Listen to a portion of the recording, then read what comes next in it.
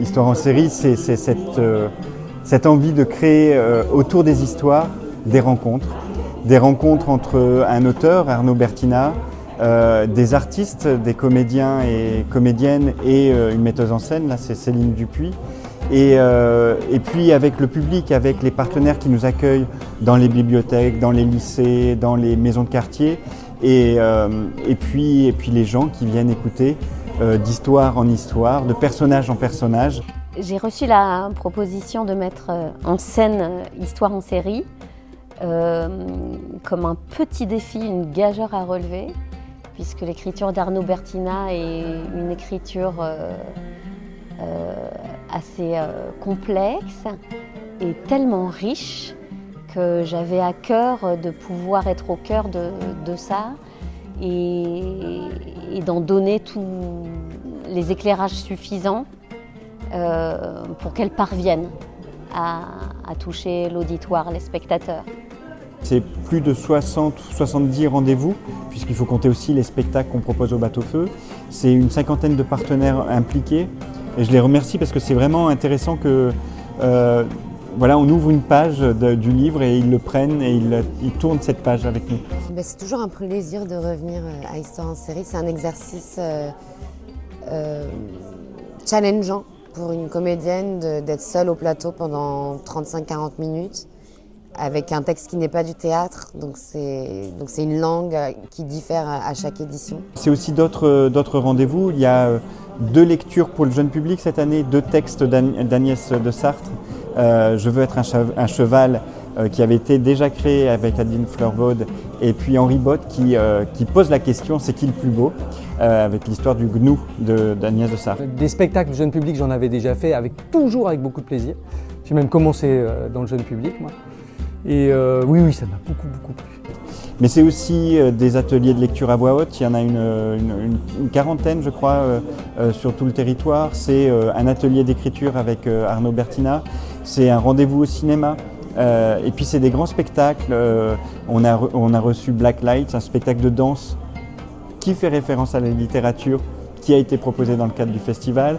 On a ouvert avec Babix un grand spectacle, un grand concert de musique très tendre et plein d'images.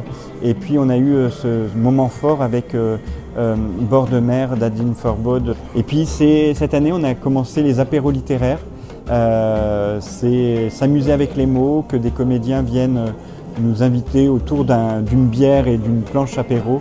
Alors aujourd'hui c'est la grande fête, une grande fête d'Histoire en série.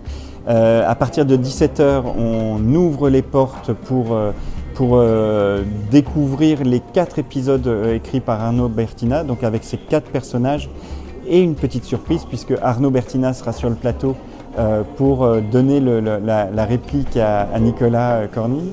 Je suis assez admiratif de ce qu'ont fait les comédiens, je suis plein de gratitude pour ce qu'a fait le Bateau-Feu.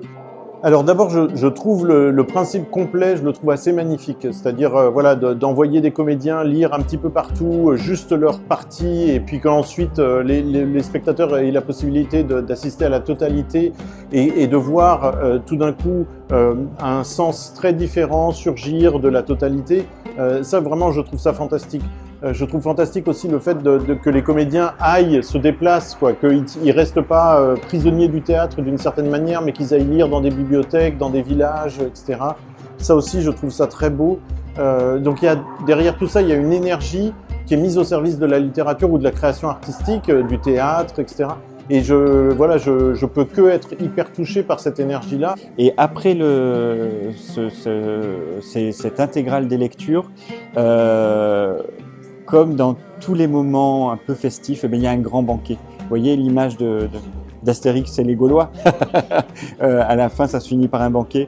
Et au Bateau-Feu aussi. Et on a invité une compagnie qui s'appelle Garçon s'il vous plaît, à venir égayer ce moment-là par des chansons qui viendront nous chanter à table, des chansons du répertoire français, comme quoi les mots peuvent se glisser encore avec nous. La saison 8, oui, voilà, on continue, on grandit, on affirme des choses, et puis on va faire un pas de côté. Un pas de côté qui n'est pas très grand, on reste dans le roman, mais on va aller dans le roman graphique. On a proposé à Olivia Burton, qui est artiste complice, qui est dramaturge et autrice aussi. Elle a publié déjà deux volumes, 2 romans graphiques, dont l'Algérie, c'est beau comme l'Amérique, qui est vraiment formidable. Je vous donne rendez-vous la saison prochaine pour la saison 8 avec cette grande aventure du roman graphique.